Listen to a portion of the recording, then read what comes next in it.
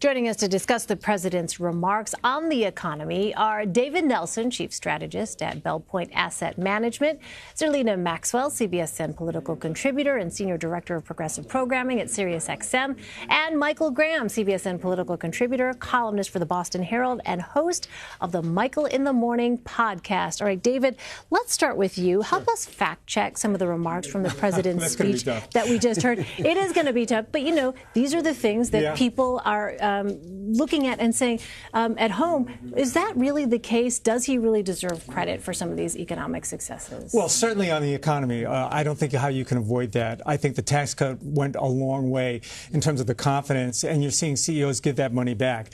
And it's not just the bonuses out there. We talked about this earlier. When you raise wages, you're doing it because you see an economic future out there. You're looking 3, 4, even 5 years out, and you can't take that back. I think that's money in their pockets right now. So the Democrats are going to try to play that down because it doesn't play to their rhetoric, but it's a real plus for the president. At the same time, Zerlina, when you look at the trends, for instance, unemployment, we heard President Trump there tout African-American unemployment being at a record low. But if you look at the years before the president came into office, you would see that is a trend, not just for African-Americans, but for Hispanics and for white Americans as well.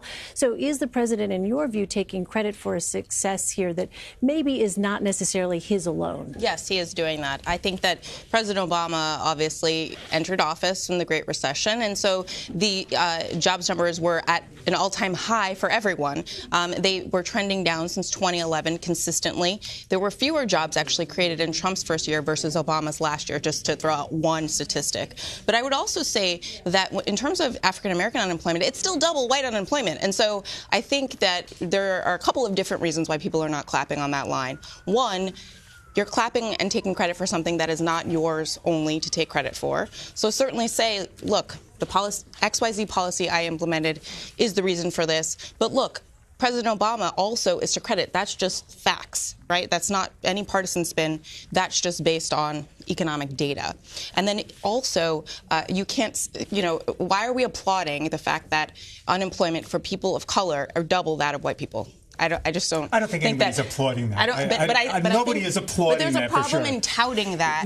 I don't think anybody's touting it from that perspective. But the fact remains, she makes a great point. Certainly, that trend was going down for a long time. The president probably goes too far, but taking credit for it. But I don't think he's making it in the same sense that she says. He's basically saying black people should be grateful for all I've done in the last year. I don't think anybody to lower unemployment, and I just think that's overstating the case. You can feel that, but that's not what's being said. And also, it's still double white unemployment. So there are plenty of black people who are still struggling. Let me ask you, Michael, I mean, when you look at the very fact that when you talk about any of these issues, the economy, the president's philosophy has been, a rising tide lifts all boats. Why do you think he's not getting more credit from the African-American community for these economic successes? What is it that you can point to that you think is maybe perhaps been not so helpful for the president trying to sell that message? Black Americans don't like Donald Trump. I mean, this isn't a mystery. This is very easy to do. I mean, they give you a number.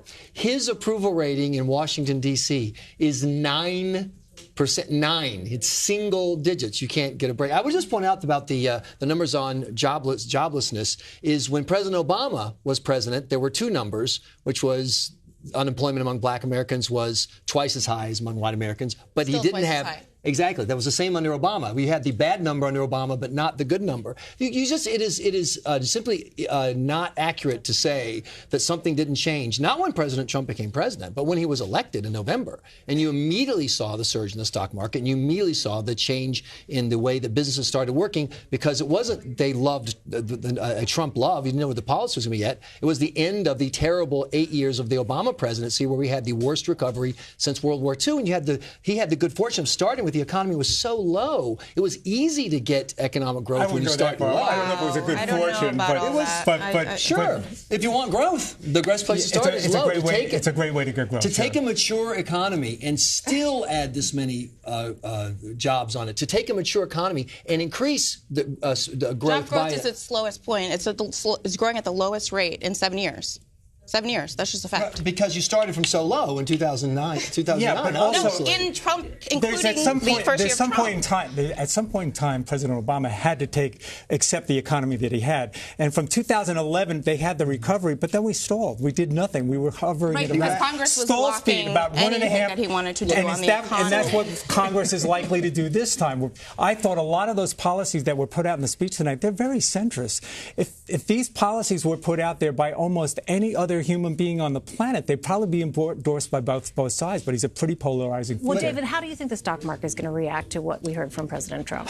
Well, the market got rocked today, but it had nothing to do with the State of the Union message right now. Look, the market has come so far so fast. Reversion to the mean is a very powerful force on Wall Street. Coming into this week, we were almost 12% above the 200-day moving average. That's really stretched. So if we come in 3, 4, 5%, that's nothing. I think down the road, the market's going to react very favorably. These are very pro-business, pro-growth policies, and CEOs and investors are telling you that every day the market opens. Well, the president also talked about reducing the cost of prescription drugs. Let's play a little bit of what he had to say.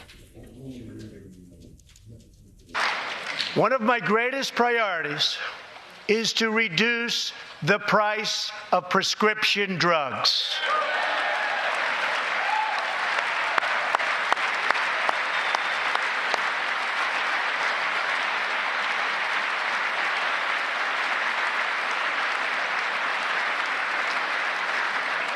In many other countries, these drugs cost far less than what we pay in the United States, and it's very, very unfair. That is why I've directed my administration to make fixing the injustice of high drug prices one of my top priorities for the year.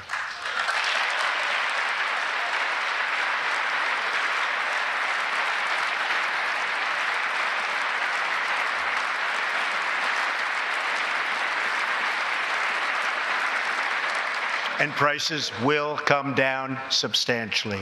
Watch.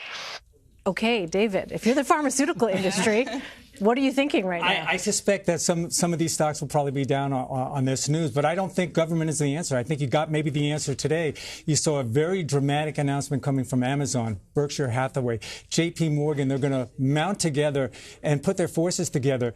They look at the drug industry and they look at the healthcare industry and they realize this is ripe for disruption. There's a lot of middlemen in between the provider and the end patient. If they can do something to make that more efficient, more power to them. And part of the power of regulation is it doesn't say we know the right way to fix things. It says we're going to get out of your way some and let private sector, public sector, government. Massachusetts led the way with Romney Care, and I live with it. I'm not a big fan, but so there's one way. That's what deregulation does. Is it doesn't pick winners and losers. One of the fundamental challenges of Obamacare is it decided up front this is what you're supposed to have for insurance, and then consequences fell, and for a lot of people they weren't that great. All right, clearly we could talk all night about just this topic alone, but we are out of time. David, Zerlina, and Michael, thank you all so much.